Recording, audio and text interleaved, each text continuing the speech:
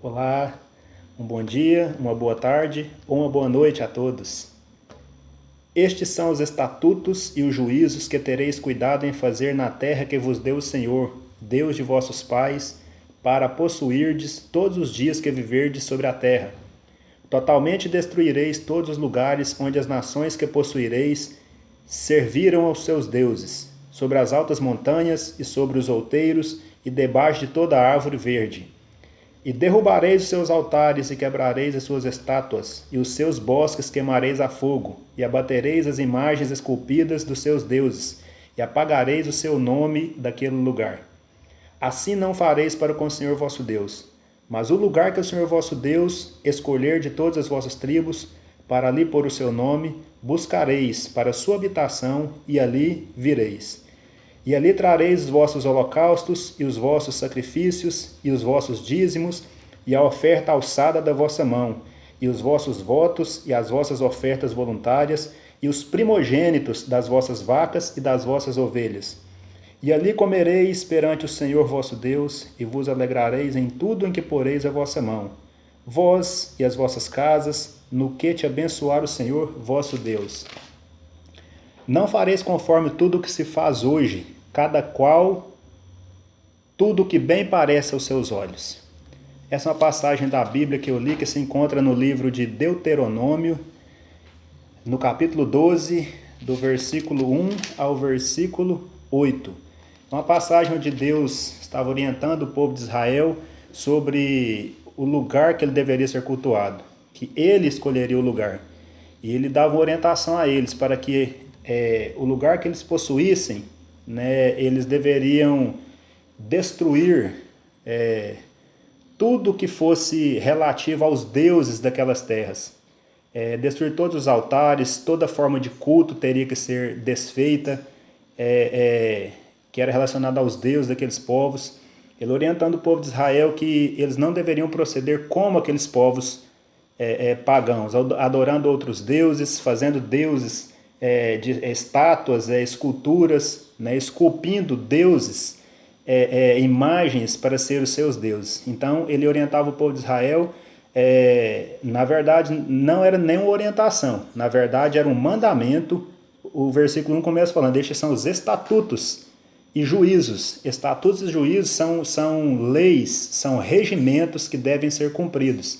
Então era uma ordenança para que eles assim procedessem e não agissem como os povos pagãos. E ele falava que o lugar que ele escolhesse, esse deveria ser o lugar onde ele deveria ser adorado e cultuado. Eu quero aqui compartilhar um pouquinho sobre isso, trazer para a nossa realidade, para o mundo de hoje, a nossa realidade atual, e ver como temos agido, o que tem sido deuses em nossas vidas. Muitos têm como Deus a bebida, muitos têm como Deus o sexo, prostituição, muitos têm como Deus o dinheiro, né, a ganância, um apego exagerado ao dinheiro, várias coisas que têm sido deuses na vida de muitos, e nós devemos detectar o que tem sido deuses em nossas vidas.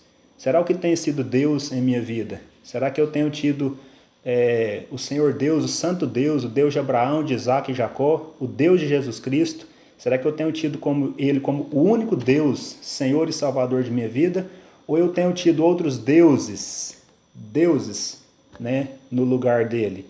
Ele ordena que nós o tenhamos como o único Deus, o único que deve ser adorado e exaltado. Não podemos ser outros deuses em nossa vida. Nessa passagem, ele deu essas ordenanças ao povo de Israel e dizia que assim eles deviam proceder. Então, trazendo esse ensinamento para nós hoje, assim nós devemos proceder.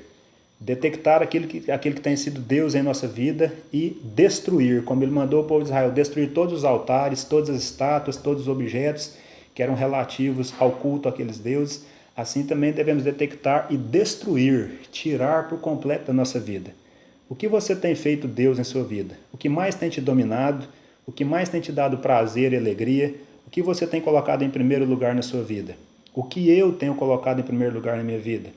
O que eu tenho buscado mais do que ao santo Deus de Abraão, de Isaac e de Jacó? Temos que analisar e observar. Hoje em dia, tudo é relativo, né? Tudo, não, mas isso não é errado, não é pecado, eu faço isso, mas não é errado. Tudo está sendo relativizado. É interessante que aqui no versículo no 8, o último versículo que eu li, diz assim: não fareis conforme tudo que se faz hoje, cada qual tudo que bem parece aos seus olhos. Hoje está assim, dentro de igrejas, né? Está assim, todo mundo fazendo o que bem entende, o que bem parece aos seus olhos, relativizando o pecado. Não, isso não é pecado, isso é um pecadinho, Deus aceita, e está sendo relativizado, está fazendo tudo o que bem parece aos seus olhos. E aqui fala: não fareis assim, cada qual segundo o que parece aos seus olhos. Biblicamente falando, pelo ensino da Bíblia, do Evangelho, não é assim, não é o que bem parece aos nossos olhos, não é o que nós achamos. O pastor Josemar Bessa, então, ele disse uma frase muito interessante, que diz assim: se a Bíblia diz que é pecado, então é pecado. A nossa opinião não importa. Interessante. Hoje está sendo relativizado, nós temos a nossa opinião sobre o que é pecado, sobre o que não é pecado, sobre o que é errado, sobre o que não é errado, e assim vamos vivendo, relativizando tudo. A Bíblia não tem nada relativo, ela não relativiza nada. O que é pecado, e nós não podemos contradizer. A nossa opinião não importa, não interessa. O que a Bíblia diz que é errado, que é pecado, então é errado e é pecado. Não há como contradizer a Bíblia, não há como questionar a Bíblia. Opiniões podem ser questionadas, pontos de vistas em relação a este mundo, as coisas deste mundo podem ser questionadas.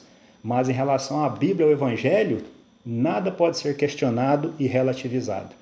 Mas estamos vivendo um mundo desse jeito. Cada um tem a sua opinião sobre a religião. Eu sigo religião A, eu sigo religião B. Não, eu sirvo a Deus, mas dessa forma. Eu sirvo a Deus, mas eu pratico a bebedice. Eu sirvo a Deus, mas eu me prostituo. Eu vou em festas. Eu adoro santos, imagens de escultura. Tudo bem, Deus aceita, isso não tem importância. Deus é light, né? Deus é light, Deus aceita, né? Então isso é muito perigoso. Estamos humanizando Deus. Isso é muito perigoso. Não podemos humanizar Deus ao ponto de achar que Deus vê as coisas como nós vemos. Deus não pode ser humanizado. Deus não pode ser tratado como uma pessoa qualquer que aceita tudo e de qualquer forma. Devemos agir prudentemente ao olhar algumas questões e analisar o que devemos e o que não devemos fazer. E como eu disse, o que a Bíblia diz que é errado, que é pecado, é errado, é pecado. A minha opinião, a sua opinião, não importa.